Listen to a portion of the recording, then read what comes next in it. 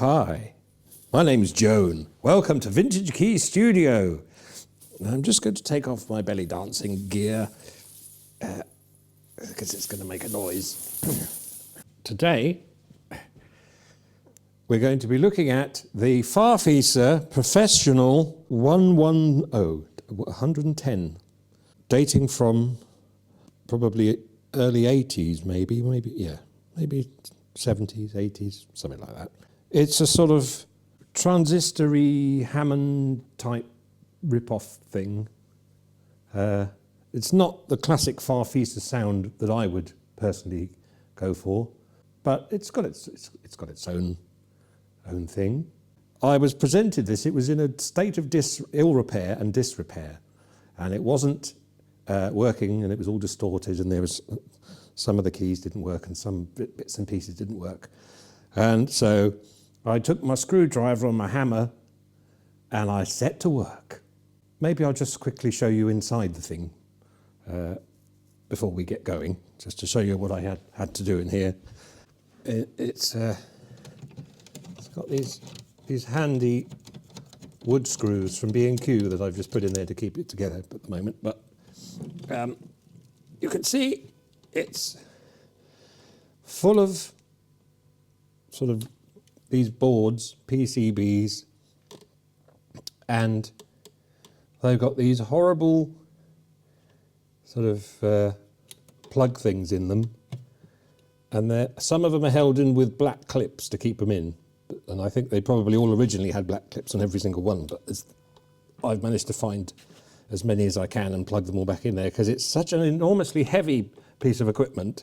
It's one of these things that's probably going to get bashed about because it originally would have come with a stand and bass pedals and a expression volume pedal, but this one doesn't have all that. It's just this unit by itself.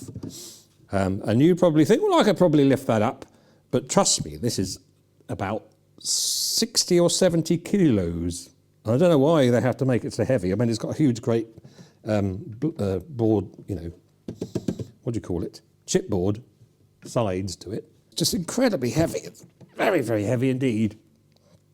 But anyway, when someone says Farfisa, this isn't what I usually think of. So let's just give it a bit of a play. It's a very sort of straightforward thing. It's got an upper manual here with Hammond style drawbars. So if we just sort of start here. Hang on, let's get rid of that.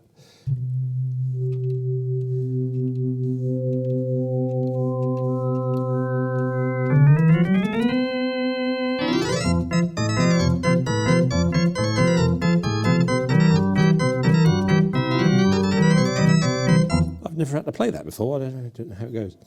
Anyway, it's got a reverb spring, and so that's the organ, and it's, as you can see, it's just a complete rip-off of the Hammond.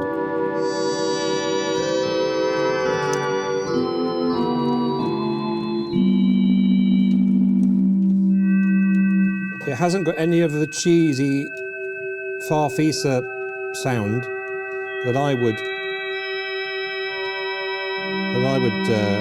imagine when you say the word Farfisa. It's just like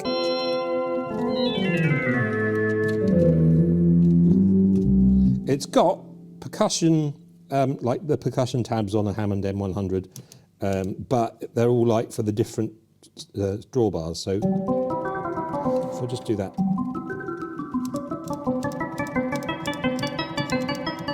So you can have a percussion instead of.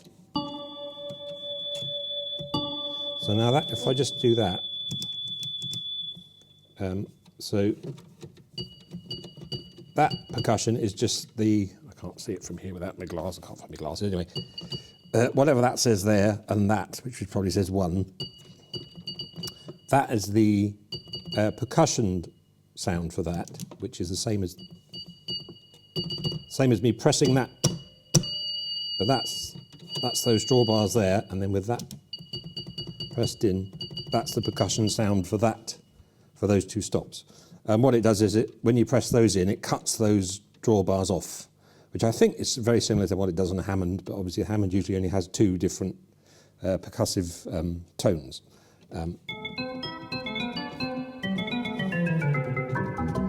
and you can get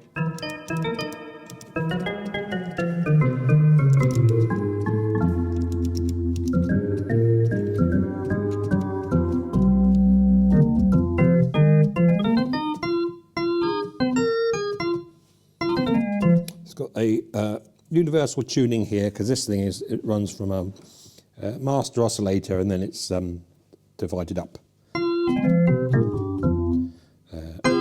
Okay, so then we've got the lower manual as well, which is a sort of a lesser version of the top one with less drawbars.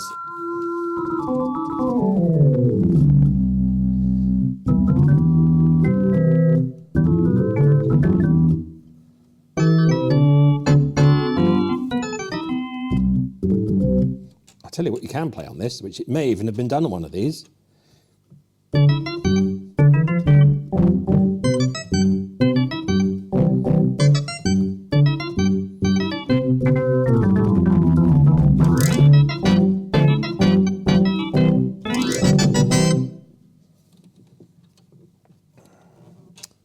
Okay.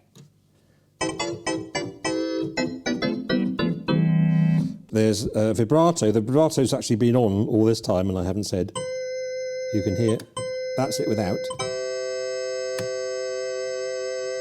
There's slow vibrato and fast vibrato, and then there's vibrato delay, which is again like a kind of a Leslie speaker emulation.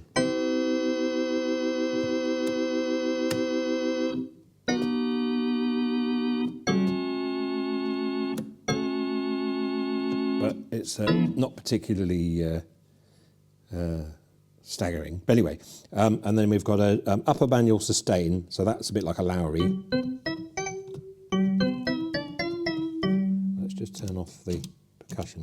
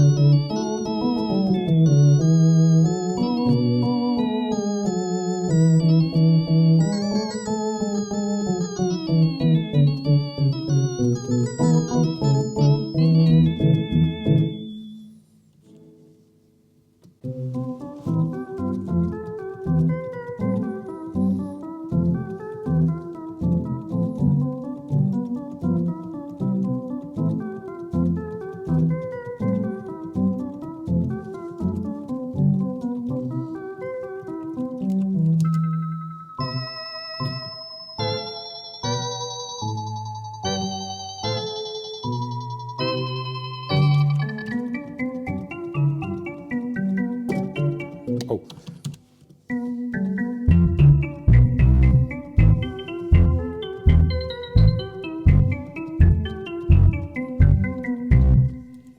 It's got the pedal sounds. This is the one good thing I really do like about the organ, is it's got pedal, the pedal that you would play with your feet. You can also assign it to the bottom octave and a half down here. So without it on, but then if you put the pedal on, then that was the 16 foot, the 16 and 8 foot, or just the 8 foot, which is just the 16 foot but up an octave. Then you've got, what does that say? Sustain. And then you've got electric bass, which again is very like a Lowry.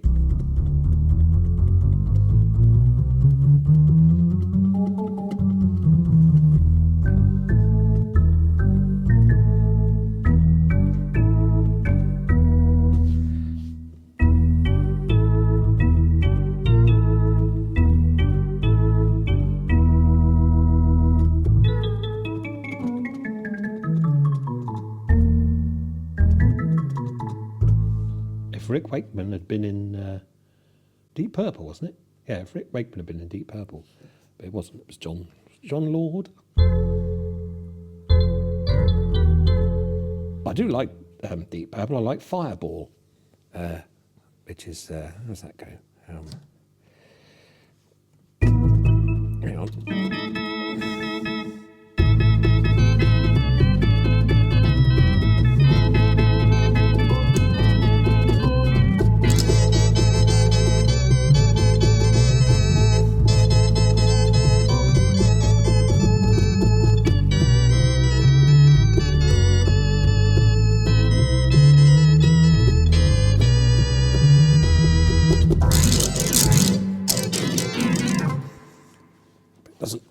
the same on this. I think John Lord used to put his Hammond through a ring modulator or something or other. Anyway.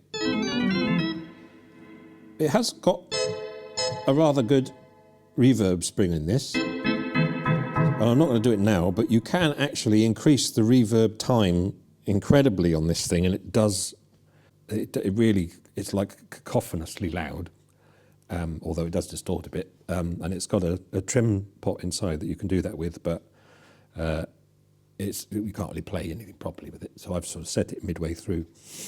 There is a Leslie out on the back. There's also various other outs on the back. Well, I'm just using the general out. There's also a headphone amp. And there's the Leslie controls there for if you've got a Leslie switch plugged in to the, I think it's a 9-pin Leslie socket in the back. Lastly, we have the Super Partner drum machine.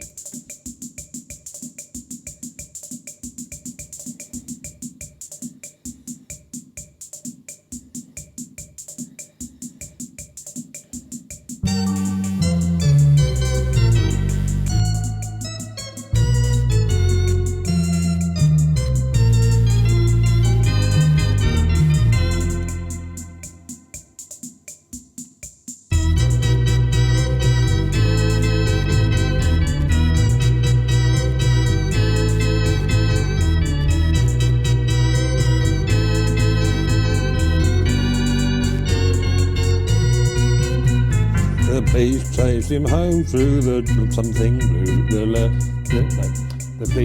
The police chased him home through the dark rainy night.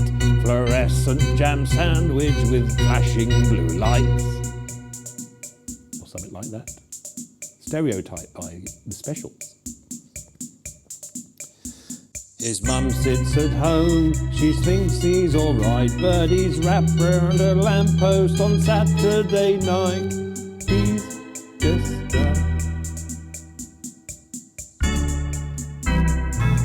remember the words. He's just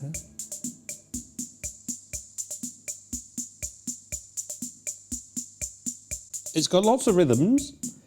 That's what that rhythm made me think of just then, but it's not. I can't remember how it goes. I'm too hot.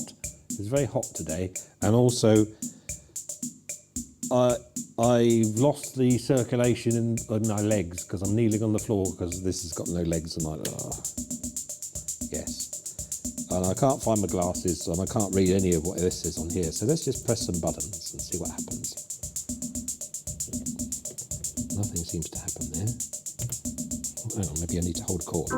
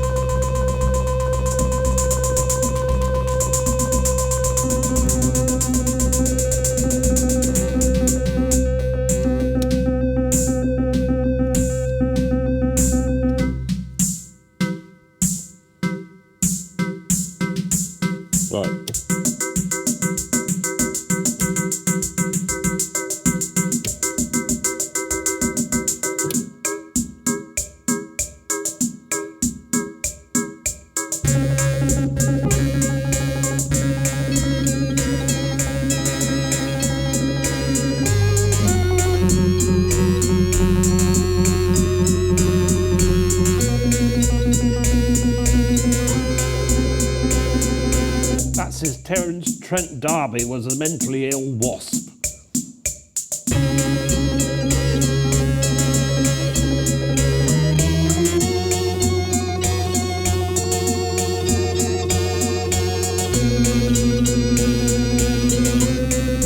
That reminds me of, what's it called? What's it called?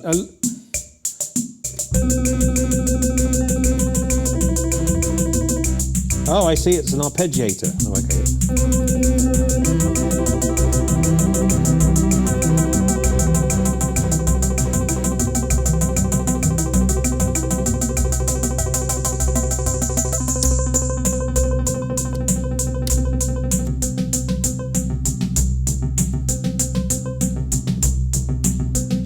Oh.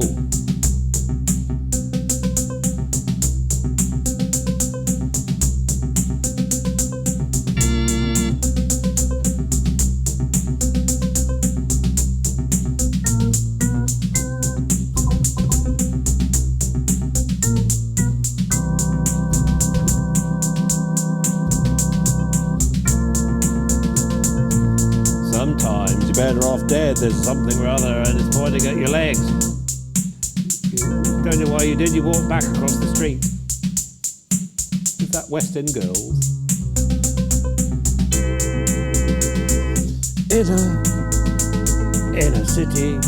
Inner city pressure.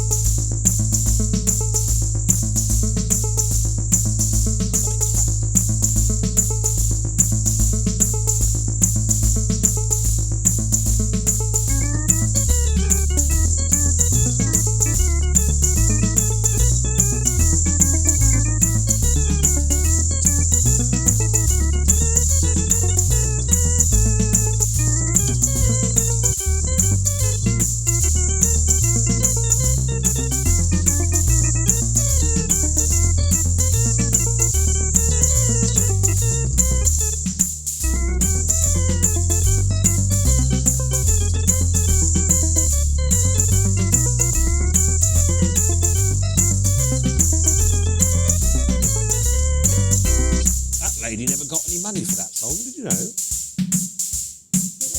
Don't know who it was. The Day Trip to Bangor, the song was. I remember it was 1979. I hated it. I still hate it. Although Bob Mortimer and everybody in Reeves used it for House of Fools, I think.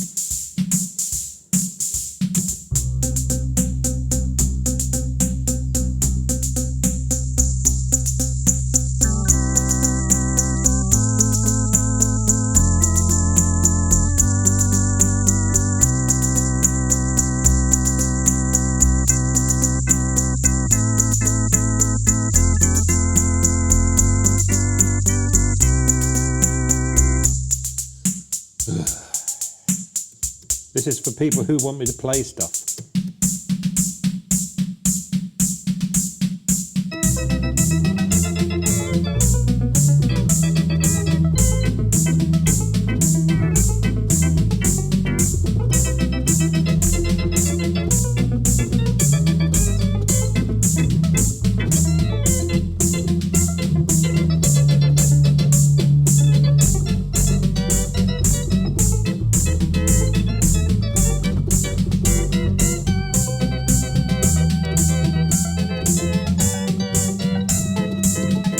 Beak to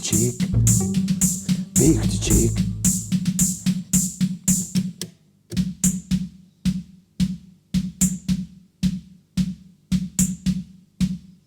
Big, big pig, big, big.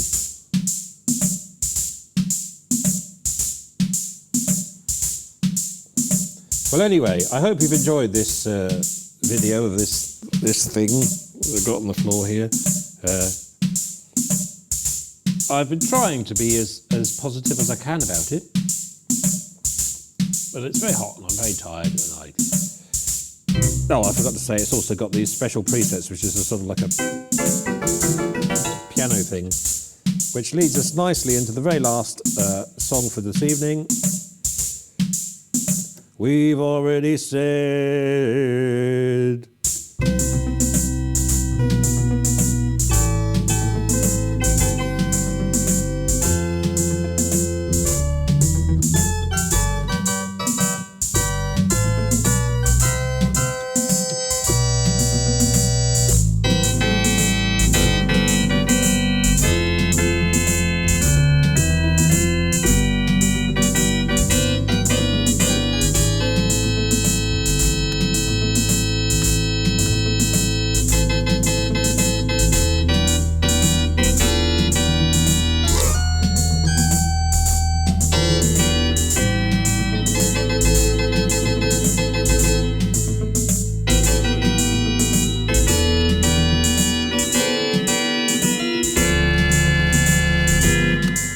Everybody said so long.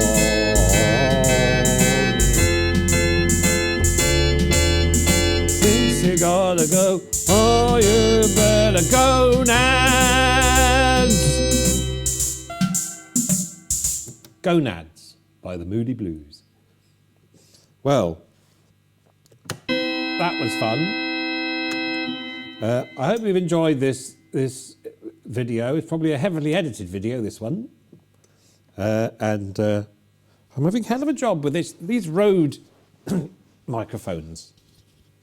They keep doing that. Is that because I'm just fat? I see they're quite popular in war these days. It's people in the middle of absolute nowhere with nothing, and they seem to all have a Rode microphone anyway. So anyway, thank you very much indeed for watching, and like and subscribe, and I'll see you again very soon. I'm off to have a nice glass of orange squash. Good night.